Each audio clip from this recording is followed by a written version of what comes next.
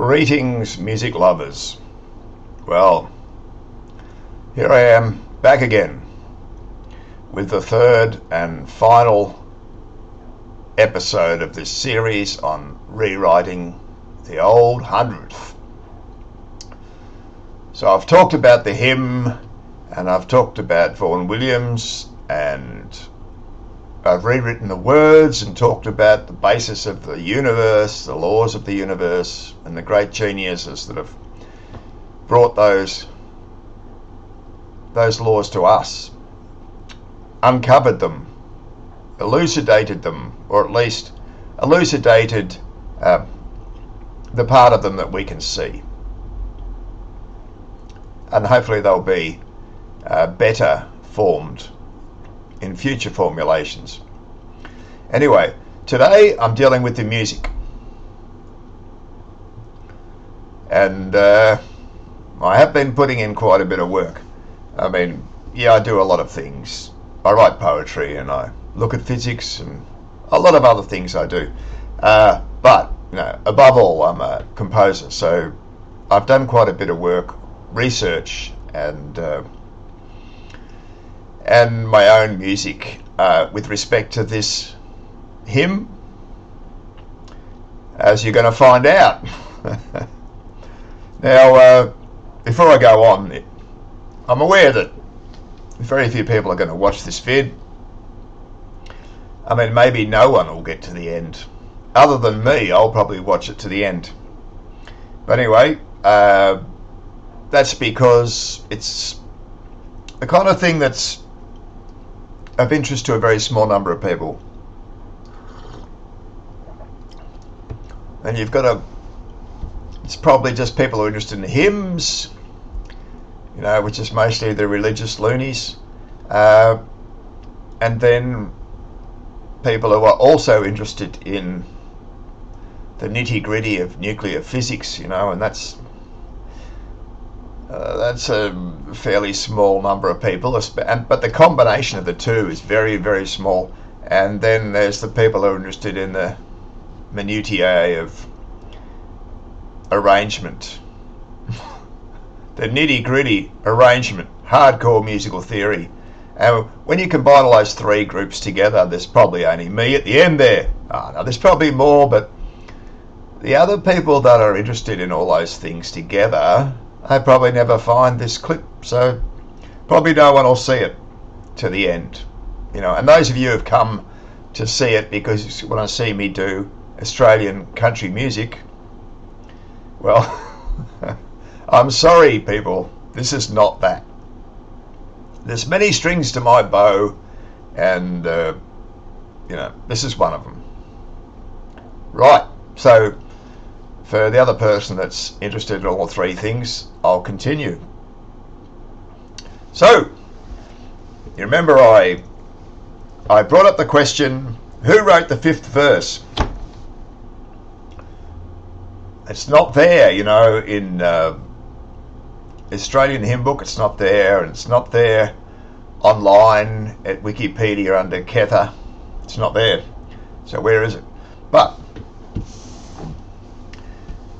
remember I said that the Australian hymn book was a treasure, the full Australian harmonised hymn book.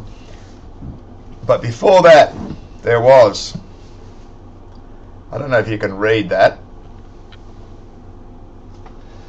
but it's Songs of Praise.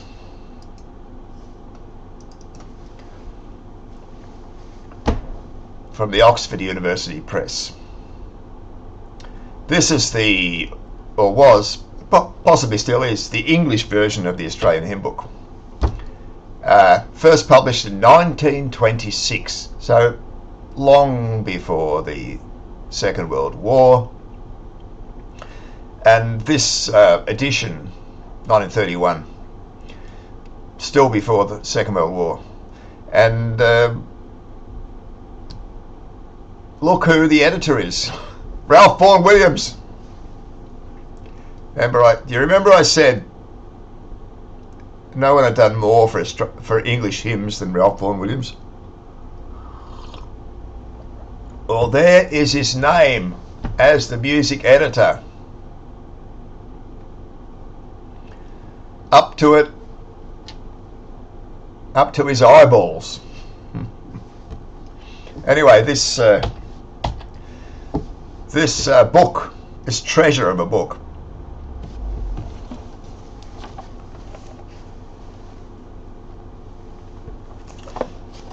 belonged to my father,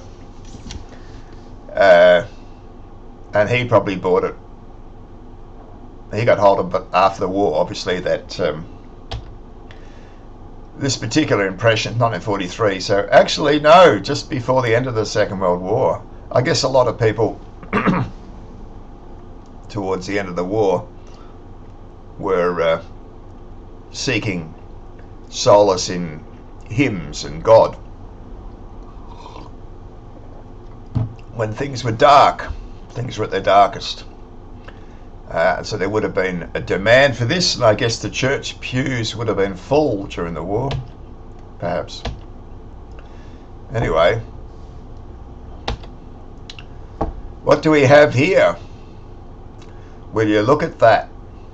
There's the 5th verse. There it is. And according to this book, this hymn book, Songs of Praise, that 5th verse is written by Kether.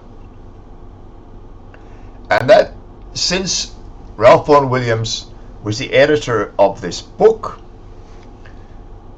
naturally he would use the words in this book for his great arrangement for Queen Elizabeth's coronation. And there it is. Mind you, I still don't see it anywhere else, and I looked at the Scottish Psalter and the 5th verse was not there.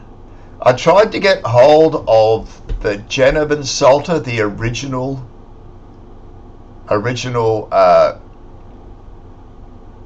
picture, you know, original scanned Psalter, but couldn't find it.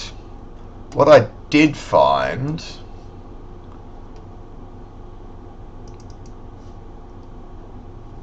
was this, which is the harmonized version of the tune. And we see here, and this is from the Genevan Psalter of 1564, or the harmonized version, whatever it was. So 1564, it's the harmonized version. It's not the same thing as the original 1551 version, where Louis Bourgeois provided, I gather, he provided just the melody, not the rest, not the harmony. So I tried to get a proper version of it, but couldn't succeed. There's a lot of stuff online about Genevan Psalter, but to actually get a PDF, which is a scan of the original, no, I couldn't find it. I'm sure someone else could probably do it. If you do, put a link in the comments. Anyway, I found from this that it was Claude Goudamel in 1564 that wrote the first harmony to this hymn. I gather. I mean, I haven't got absolutely incontrovertible proof that Bourgeois did not do a harmony. Haven't got absolute proof, but what I could find out on the net pretty strongly suggests that he just wrote the melody. And the fact that Claude Goudamel's got his name on it, name on the harmony, it's pretty strong evidence, I would say. So anyway, so that is the first harmony of the tune.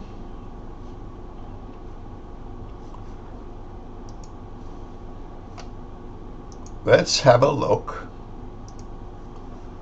By the way, that is Earendel approaching Valinor. Ted Naismith. What a fantastic artist, and in my opinion, the greatest of the Tolkien illustrators if you want landscapes. He's not the greatest in terms of people, figures, not the greatest, but landscapes, he's the man, in my opinion. Right, so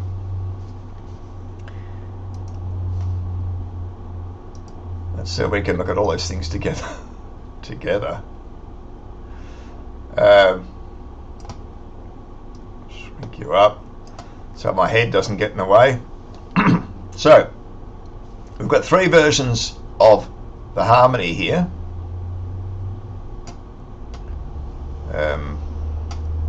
Not that one. What we want is that. That's what we want.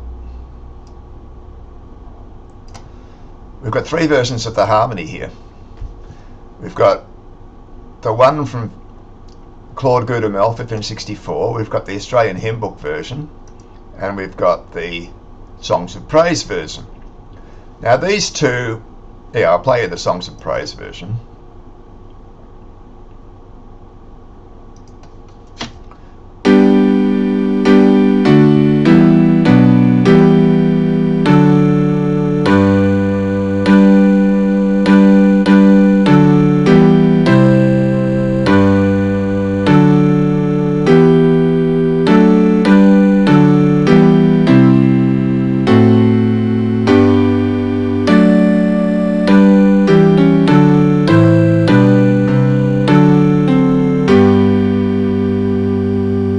Beautiful, very nice, very standard, typical church hymn, no mistakes, nice voice leading, a classical piece of SATB. Let's listen to the other one, the Australian Hymn Book version. Okay.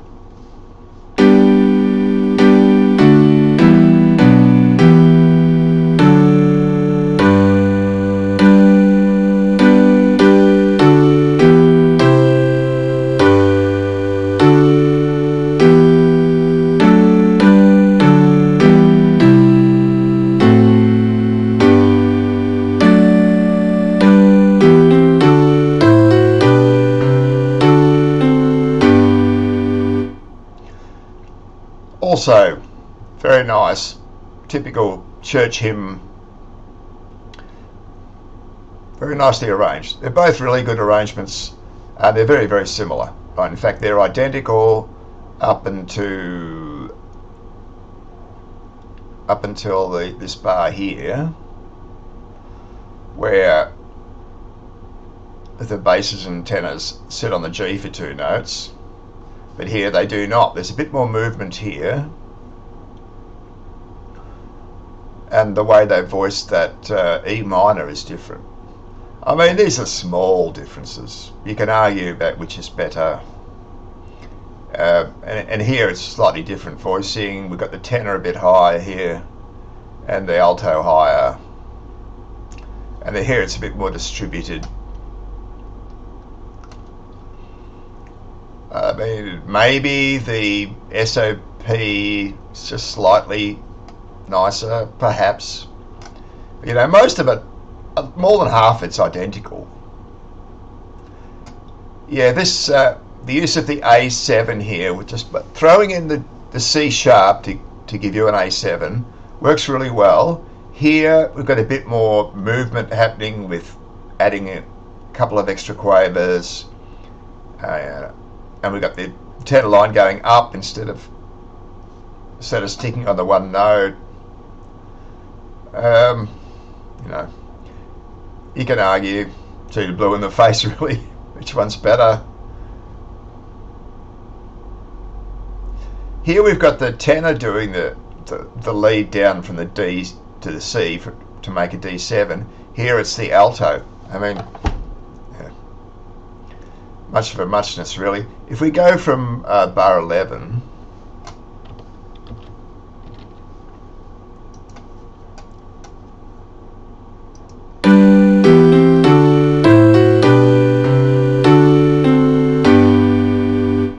right, and do the same here.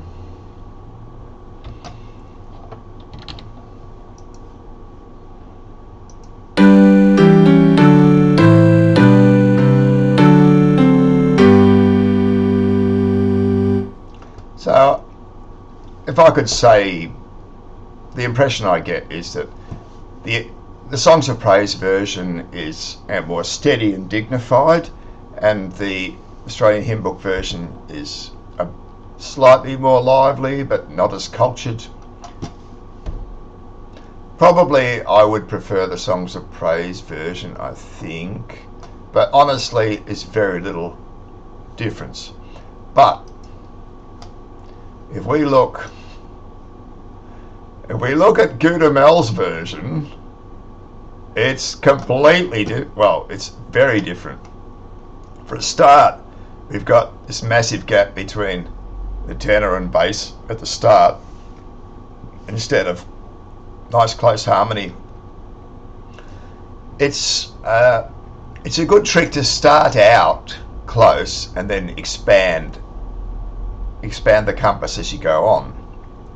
This guy is just starting out with the massive compass difference.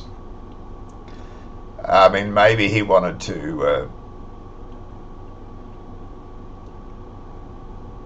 get the basses in. He wanted a nice bass sound at the start, which is, it's fine. And I've got to say, some bits of this are the same, but I'd say less than half. There's some very big differences. And this Gudamel, it just sounds ham-fisted and lacking in subtlety, lacking in nuance. A lot of chords he's using are just wrong. I mean, he's put a G sharp in here that clearly does not belong. I think he's put that C sharp in too early. It should come in here, and he's put it in back here where it absolutely does not belong. It's a wrong chord, and I'd say at least half of Gudamel's arrangement is poorly chosen harmonies. These days I would just say that it's wrong. It's wrong. He's done the wrong thing. He's picked the wrong chord. There's a few, maybe almost half of it's the same. Probably almost half of it is the same. So you can hear in places the modern harmony, but at least half of it, no. So, no, it's a ham-fisted job by someone without much talent, Claude Gudamel. But I guess he's the father of the harmony, perhaps, or he's one of the fathers of the harmony. I couldn't be bothered typing it in. I've typed these in so that you can hear it and see them, but I'm not going to do it with that. It's just not good enough, not worth my time. So as for who did the rest of the harmony, we're never going to know. So I've said arranged for SATB by Claude Gudamel and others. So who those others are, we don't know. I mean, there's changes between the Australian version and the English version. Who did the changes? I don't know. I mean, you might think that it's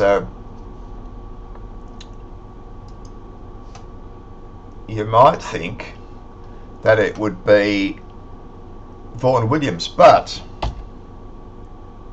it doesn't say Vaughan Williams, and I can assure you that Vaughan Williams in the Songs of Praise puts his name on anything that he had a hand in.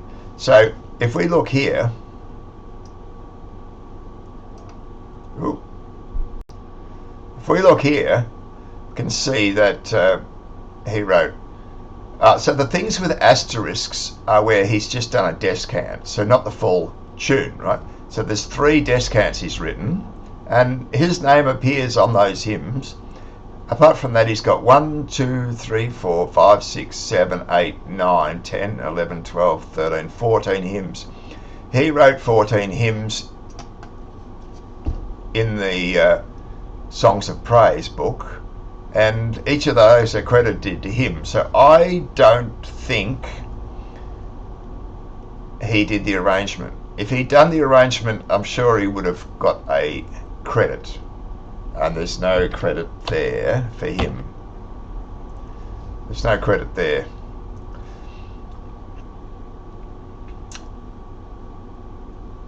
Yeah, see, it says melody from the Gentleman Psalter. Melody, not harmony. And they don't credit, what's his name? What's his name? What's his name? Goodamel. Vaughan Williams does not. Assuming Vaughan Williams wrote the credits or researched the credits, he does not give credit to Goodamel. So who knows who wrote the rest of the harmony? It's very good though. Sure, we'll all agree it's very good harmony, and you know it makes the thing. Now,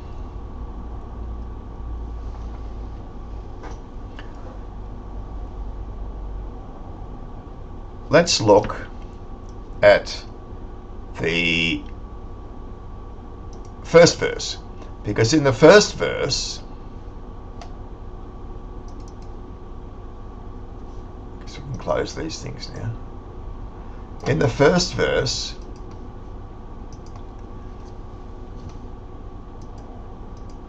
he's got the choir singing in unison with the congregation, and he's just got this big sounding accompaniment. So let's have a listen to that accompaniment.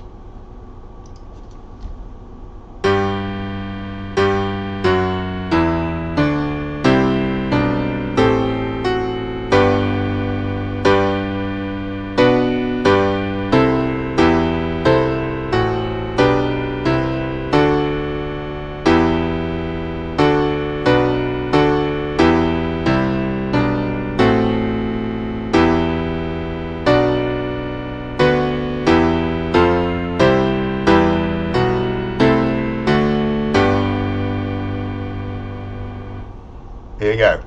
I mean, a pretty standard accompaniment. There's not really much to be said about it, I don't think.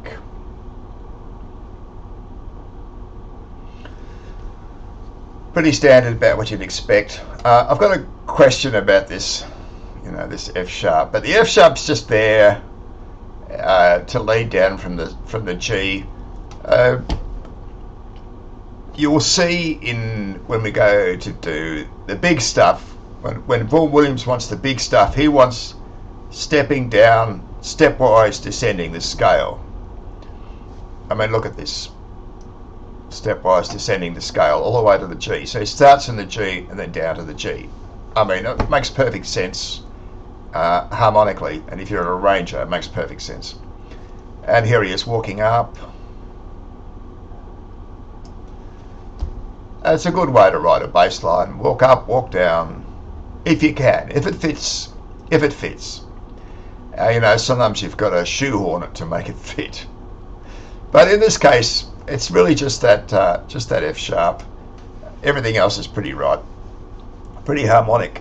I think there was one chord I questioned whether it used the right chord, but anyway, very good, standard, perfectly reasonable.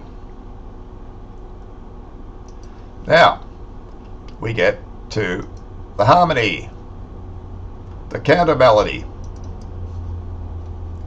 Now, when I was talking about this in the first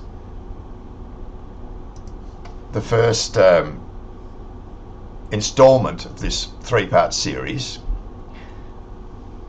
I said, oh yes, and here's the genius of Vaughan Williams. He's written this counter melody, which is verse 4 is a counter melody verse, right? And I wasn't certain it was a counter melody, but it sounded like one. But it turned out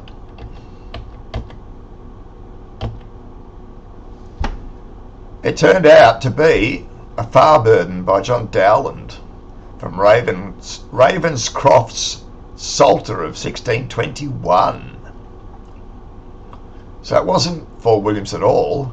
He was paying homage to John Dowland by putting Dowland's Farburden in for verse 4 instead of the traditional arrangement and melody. But what is a far burden, you ask? Well, I didn't know either, but it turns out a far burden is a choral arrangement where you put the melody in one of the middle voices. In this case, the tenor. So if you look at the tenor line, you'll see it's the melody. Da da da dee da dum bum ba. It's the melody. But because it's a tenor, the middle voice, the melody doesn't stand out. You don't notice. Unless you're the tenor, and then you notice. But everyone else doesn't notice. You just assume it's a harmony line. So, of course, what everyone notices is the soprano line, which in this case is something completely different. It's a counter melody. It has to be a counter melody because it's harmonizing the original melody. So let's have a look at this thing. Let's have a listen.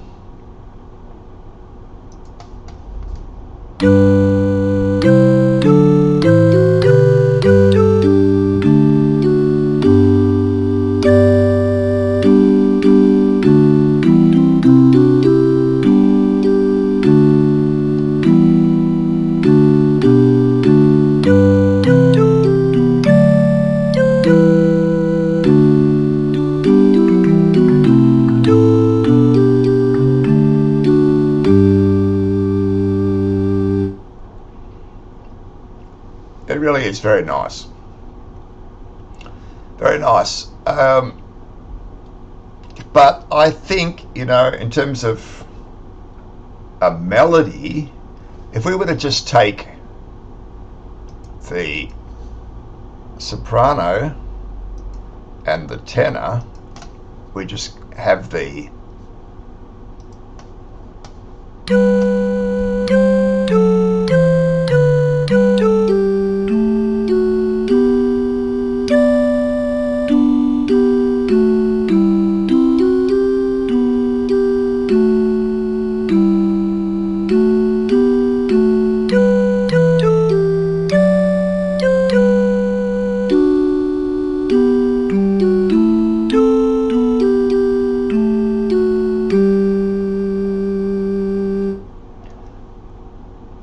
So that's just the melody, the counter melodies together. Now, in my opinion, as someone who's written a lot of counter melodies, I think ideally those two should be able to stand alone and sound really good together. They should not ideally, the counter melodies should not ideally depend on other parts to make it interesting or to harmonize, to get the right harmony. The trick in writing a really good counter melody is to find the notes that harmonize the best with the original melody and turn them into a counter melody somehow. That's the genius of writing, of being a composer. So, I felt that although it's nice, it's beautifully harmonized, but it kind of I felt it started out well and it kind of got a bit boring halfway through, and this rundown da da da da da da da da. It's interesting, but it's kind of weird.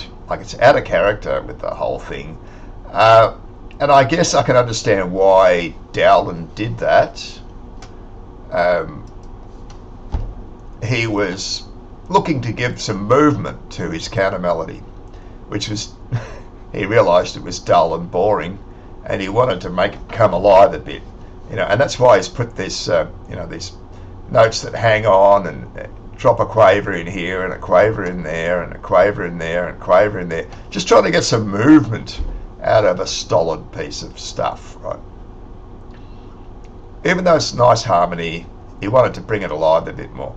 But there's one really obvious problem here, which I didn't like, which is you've got the soprano crossing the alto, and on the same note. You can't do that. And Dowland would have known you can't do that. What was he thinking? You can't do it. You can't do it when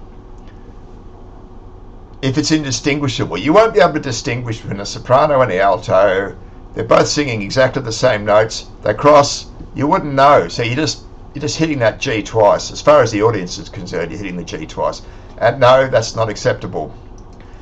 If you are going to cross, you can't cross singing the same note at the same time.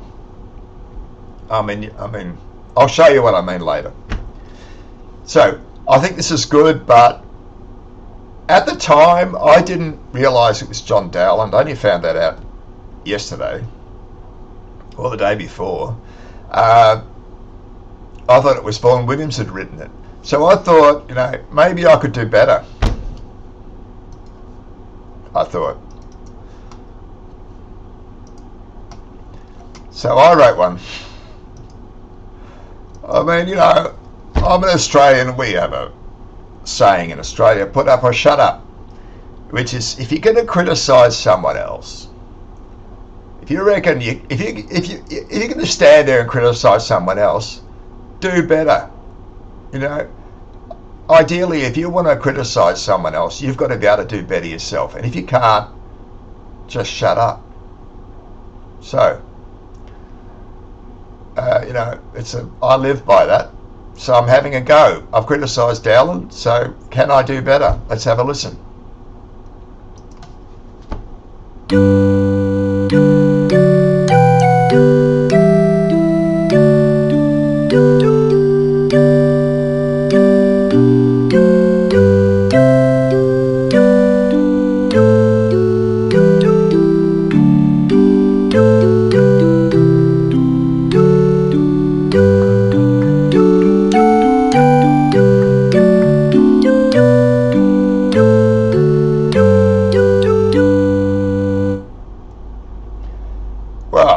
I'm sure, I hope you'd agree it's nice. Whether you think it's better than Dowland's or worse than Dowland's is entirely up to you. It's a completely different character, but objectively, it's got more life in it. The melody itself has more life. Now, if I play you just the soprano and tenor,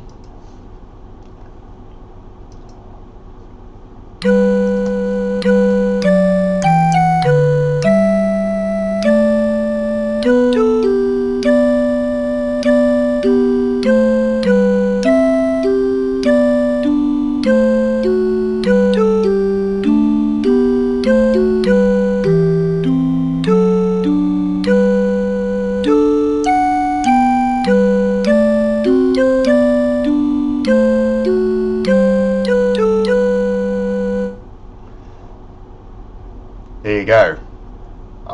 And it maintains the counter melody maintains its life without the other parts, other than the melody, and you get the harmony between the melody and the counter melody. So that it achieves what I look for when I write a counter melody. Now, there are lots of places where the soprano crosses the alto. See, here and here, and there and there. But what happens is it crosses when the alto isn't singing another note. Yes, the soprano's hanging on to that minimum on the C and then the B, but when you attack the note, the soprano and the alto enter on the E and the C, but then the soprano crosses the line, but the alto doesn't change. The alto doesn't enunciate another word. So the ear hears the soprano sing that lower note, but because the alto isn't changing their note, she's not changing a note. So the ear hears the soprano line, even though it's crossed below the alto. Get it? So this is my excuse for how I did it. And there I did it again, and quite honestly, I made a feature of it. When you're writing a melody, I did it again. Yeah. When you're writing a melody, and again right at the end. So I've done it like in 4 bars. I've done this. I've made a feature of it. When you're writing a melody, you want to find a theme, a germ, a little thing, you know, a motif, a little idea, and then you use that idea in multiple places, and that gives the melody a cohesive feel, which is what you need from melody. You want your melody to stand out as a memorable thing, and that's one way to do it. You make sure the same character comes through in various points in the melody. This is what I've done there. I realised when I did the first one, I thought, oh, this is an idea, and I made a thing of it. Now, the other reason this has got a bit more life than Dowland's is I've gone higher with the soprano. And, you know, why not? It's an SATB arrangement. It's not for the congregation to sing. The congregation isn't singing this part. So you may as well use the compass of the choir. And, you know, the basses can sing a low G and their sopranos can sing a high G. That's what choirs do, you know. And when you do that, when you allow the compass, the proper compass of the choir, you can fit more notes in. You can do things that you couldn't do if you're squashed into, you know, you can't go higher than a D. It's very limiting for a composer or an arranger who can't use the soprano effectively due to the constraints of the top voice actually not being sopranos. Like the congregation, you know, if you're writing a hymn, you can't write a G because most people won't be able to sing it. But this isn't a congregation. This is the choir. So I'm giving the sopranos a chance to shine. And sopranos, if you're given a G and you can't sing it, you're not a soprano. Got it? Go join the altos. Or learn to sing. So, there you go. Am I going to use this? I mean, I think it's good. Is it more appropriate than Dowland's version? I don't know. But I've written it, so I'll probably do I'll probably do some sheet music, you know, with the whole thing, and I'll probably put my arrangement in. And if anybody wants to do this hymn with the full Vaughan Williams arrangement, they can substitute Dowland's version for mine if they want to. I mean, I don't mind. Whatever people like, you know. I think they're both good. So I wouldn't be too upset if people substitute mine for Dowland's. Long as someone gives my arrangement, my counter melody a go in my arrangement. I mean, I come up with this thing. The ascending run, which I thought was quite nice. You know, you've got a 1, 2, 3, gap 4, 1, 2, 3, gap 4. I mean, again, that's a motif. These are the things we look for as arrangers. Right, so that gives us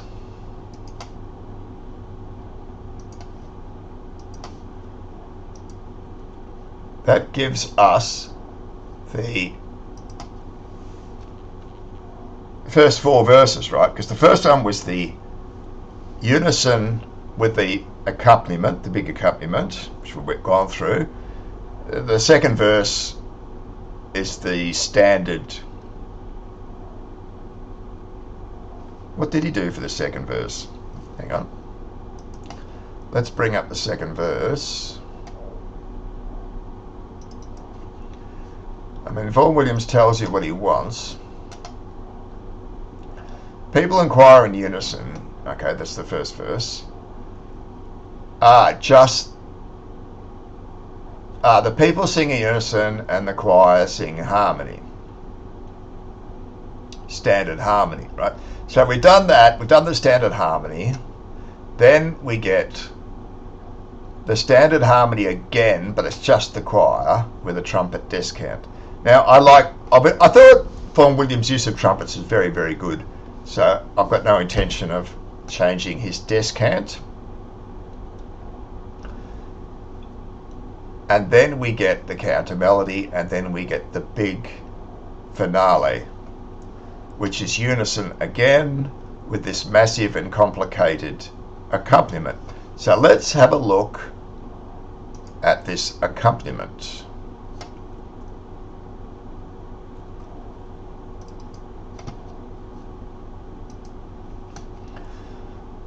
Let's have a listen to it.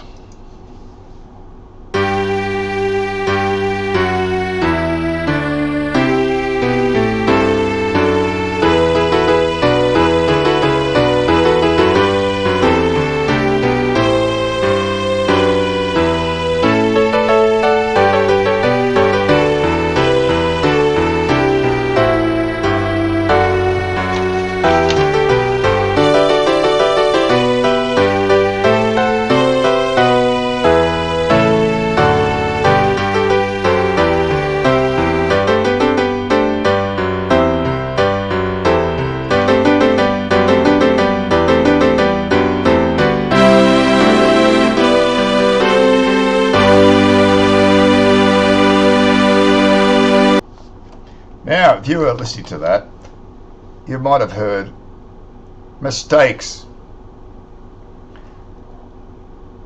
and bad choices. Let's go through them. So the first thing I notice is this quaver. And also, we've got descending octaves. We get to a D, we get to the C, and instead it's not a doubled octave. And then we jump up to a quaver, and there's no reason to put a quaver in there. No reason. Harmonically, you don't need to do that. So I assume he's done that to get some extra movement, but it doesn't work. I think it's awkward. I don't like it. As for why he stopped at the C, why he didn't put a low C on there, I don't know, unless that low C is not available on the organ. I mean, maybe this is an organ arrangement, but I would have thought the low C would be available. It's not that low, but am I wrong? I don't play the organ. I don't think I've ever played a proper church pipe organ. I remember I went to the Anglican church in Portland once and asked to play their organ, and the arsehole minister wouldn't let me. Well, your own funeral, mate. Organists are hard to find these days. Alright, so I mean, if you look at it, it's a progression moving down. I just put them all down and just go right down to the bottom, a low E, and make sure that octave's there and get rid of the quaver, which I did, and it works really well. So I'm just showing you this is Vaughan Williams' score. I'm showing you the errors that I found, or bad choices that I found that I wanted to correct, which I did correct. I'll show you my correction later, but I'll just go through these first. Now, we get to this E. Now, normally it's an E minor, but Vaughan Williams is looking to make it big. He wants to break out of the pedestrian mould. He wants to get away from just another hymn arrangement and make a real mark. And I admire him for that, and I love it. He's hit this E, which is completely out of character, but he wants that. He wants to jar. He wants to shake the foundations. He wants to wake up anyone that's listening. Great. I love it. But the problem is this da da da dum bum. It's wrong. It doesn't work. Let's have a listen.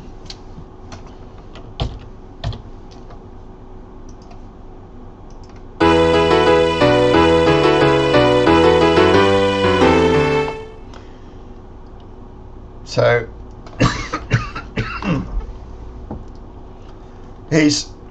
playing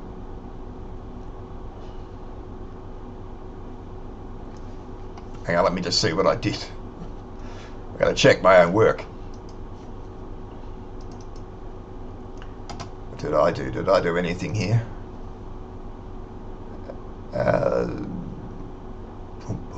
No, not really. Not really. Alright. So this B was a bit awkward. It's a B minor. I felt that an A was really what you want. You really want an A there, not a B minor. It just seems a bit jarry, but the reason he's done it is because of this B in the melody, which you've got to try, at least try and harmonise with the melody. So I think you can put an A there. I think I try it.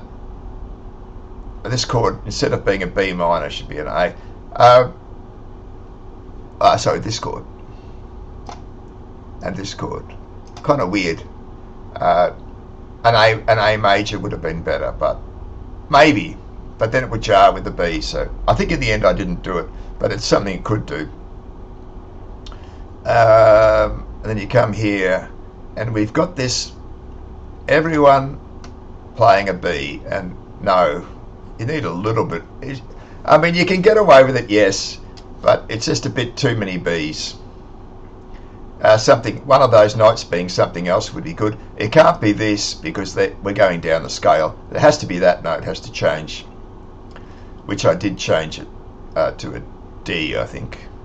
And then the same problem here. Everyone's hitting an E. We can't change that one, so it has to be this. So I made that another G.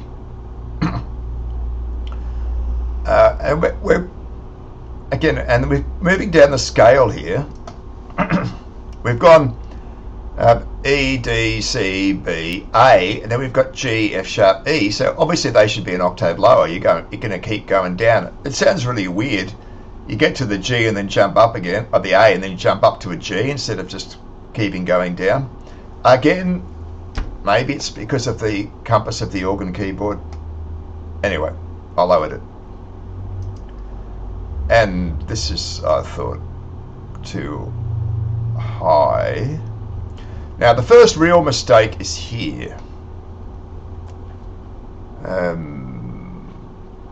Maybe bar 7. The second half of this bar, have a listen.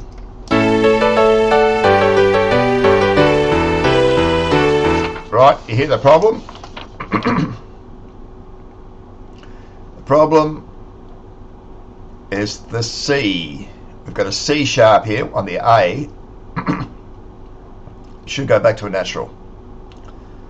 And I thought, I've typed it in wrong, but if we look at the actual printout from the Oxford University Press,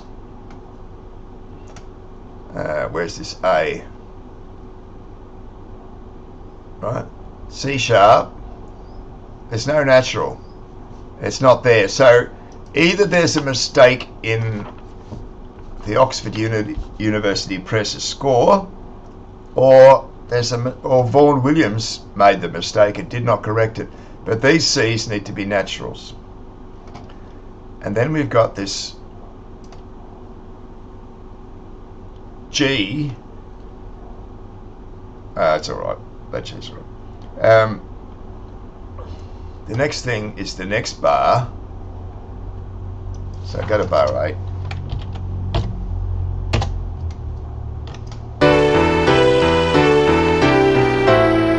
Now, did you hit da da da da da da?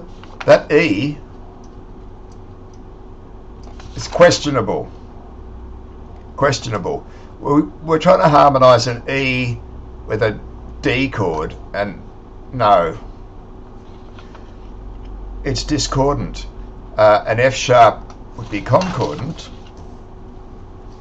I can hear what he's trying to do. He's trying to thump out this earth-shaking bass, and maybe the F sharp might be concordant, but maybe he doesn't want concord. Maybe he wants discord. I mean, this is Vaughan Williams. He doesn't shy away from discord. He likes it. And I agree, there is a place for discord. There's a place. There's a time and a place. Is this the time and the place? Well, maybe. Anyway, questionable. I'm not going to say it's totally wrong. I can see what he's trying to do, but it's not the most concordant. The next problem is this.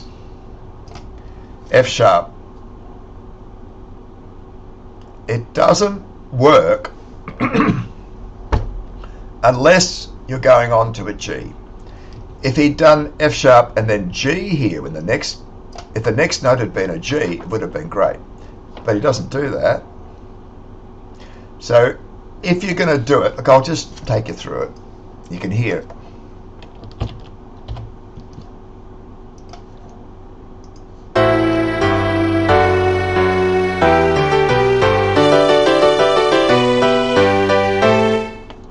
It's not discordant, but a D is better. A D is better, people. Try it yourself. I'll show you when I do mine. Now the next thing is this. This is actually quite concordant. We've got a G with an E on top, so that's E minor 7. So, and then again it's G, and this is a nice A minor, and still A minor with a F sharp on top. It's fine. But what doesn't work is we're trying to play a D7. We've got a C in the bass, and we're playing an E minor on top of it. No. I mean, okay, you can argue it's a C major 7, but have a listen. I don't like it.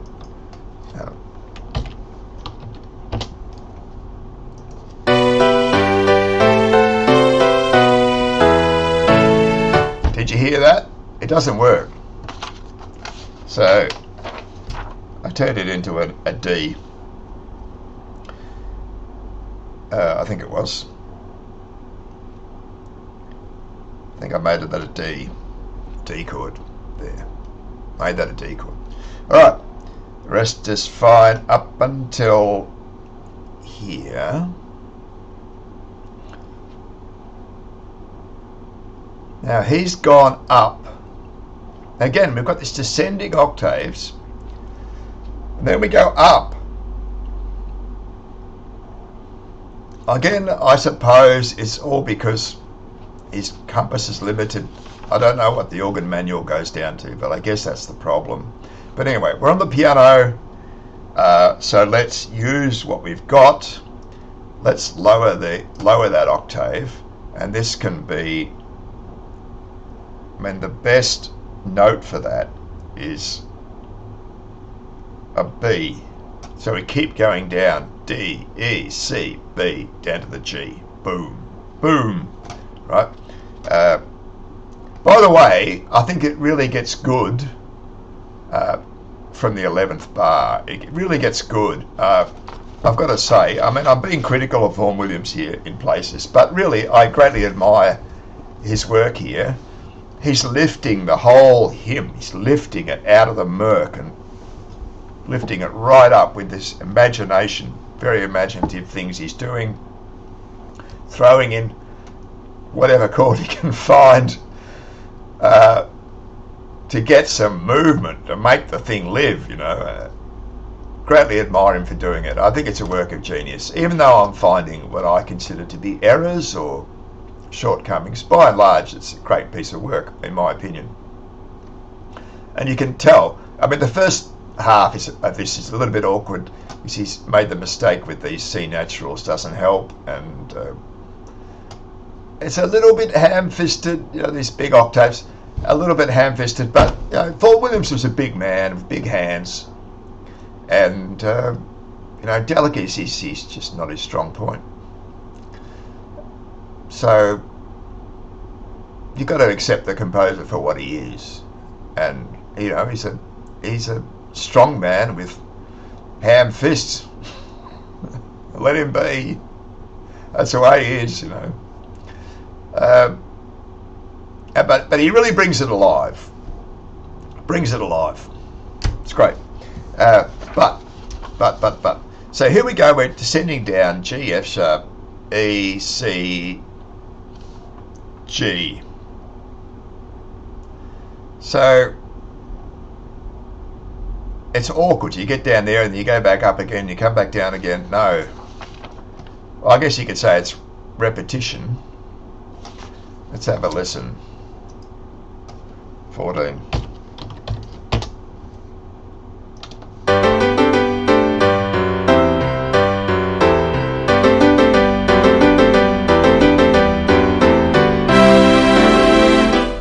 You can say it's repetition, which is fine. It's a motif. He's just repeating this motif here. He's repeating it again. I mean, it's fine. I thought it was a good idea to lower it. And also, I thought that E, I mean, he's trying to get a motif going, but I thought it was better as a C.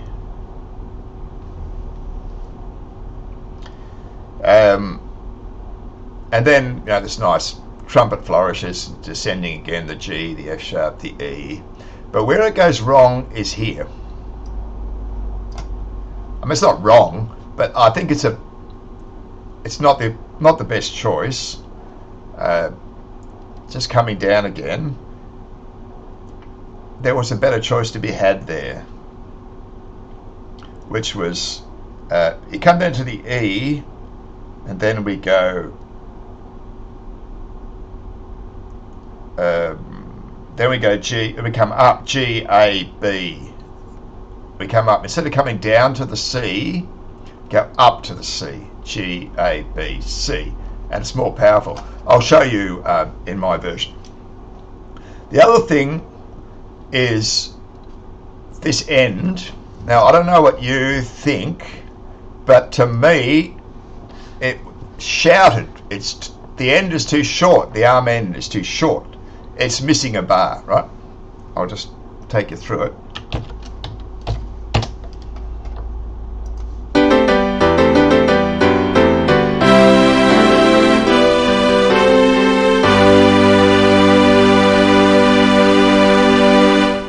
Too short, I thought.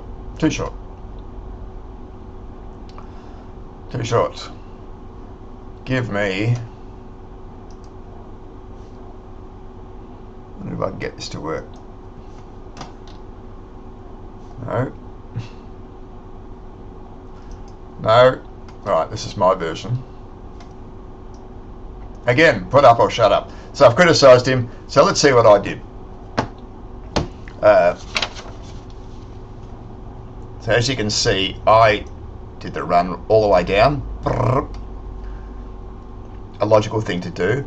I kept these B minors, even though I thought an A was good. I might look into it again. I think I was scared away by the fact there was a B there.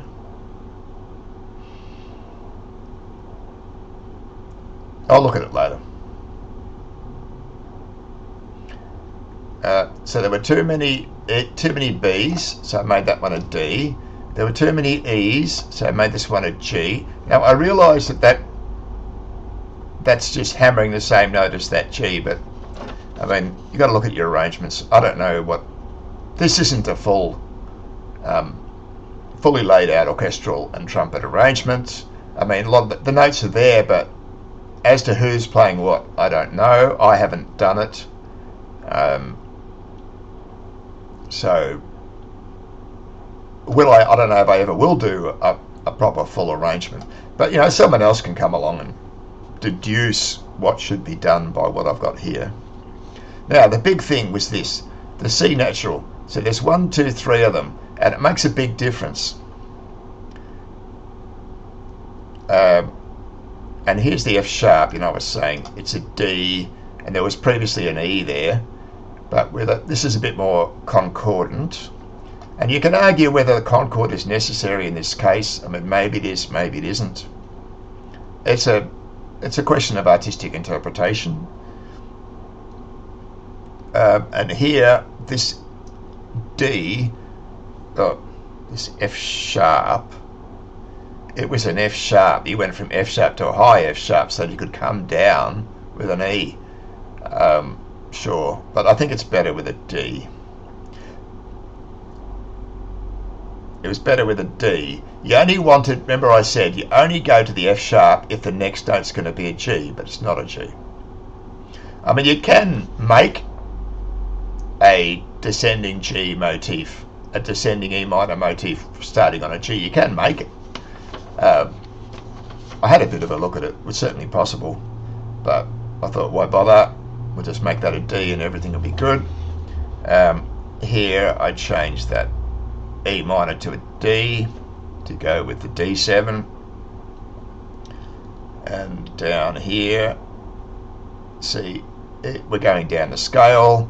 Vaughan Williams previously was going up to an E there so that he could then go up to a G, but it's better just to keep going down and hit your big low G here. Works well. And then you've got this rundown, and I just kept the rundown going.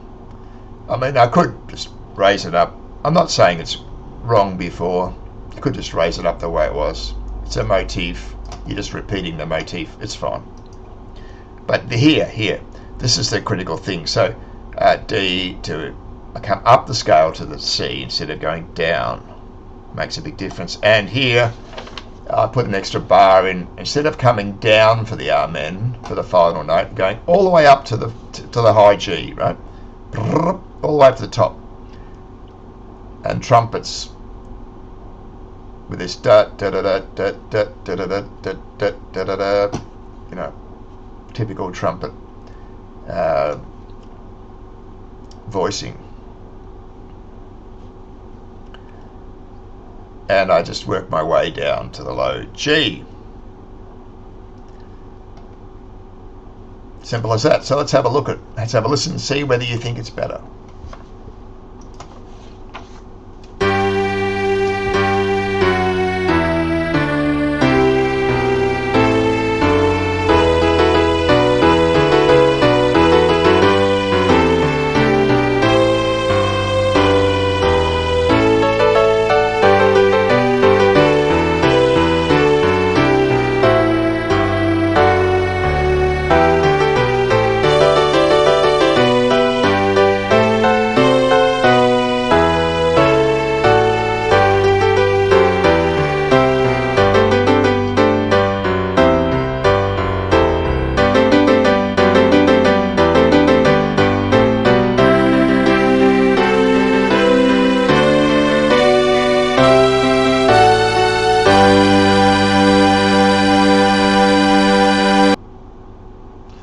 What did you think?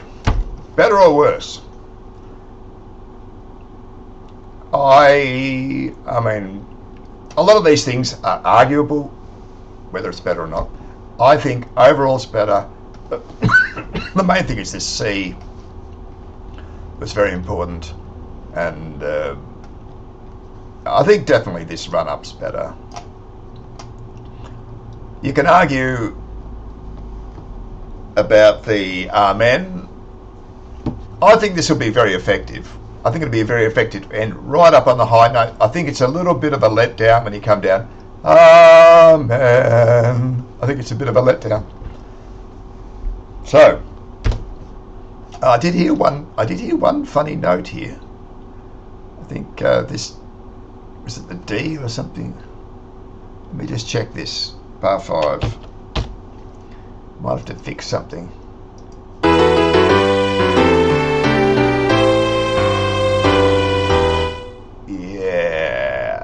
Yes. I mean, what is this chord? A G9. I've got a C. Got a C in there. It doesn't seem to work. I should do something with this. Maybe the way Vaughan Williams thought that particular note out, that chord out, not quite right. I think that could possibly be improved. I mean, D over an A minus 7, it's probably not good either. There may or may not be a better way to do it. Anyway, it's a minor thing. So there you go. That is my analysis of Vaughan Williams' arrangement of the Old Hundredth. I've written new words. I've written new words to suit an atheist congregation, a scientist congregation, and I've written a new counter melody and harmony, and I've written and I've adapted or adjusted. I've adjusted the finale, made a longer amen, made a longer and different amen. There you go. So I've been up to my neck.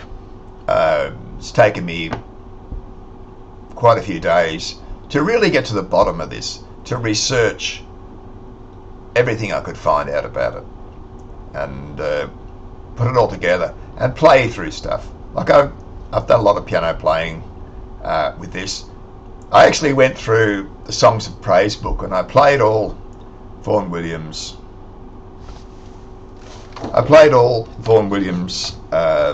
Hymns, and I've got to say that they're variable. You know, like the works of Vaughan Williams in general, variable. Some are very good. I thought Dan Ampney is very good. Pretty much first-rate hymn, I would say.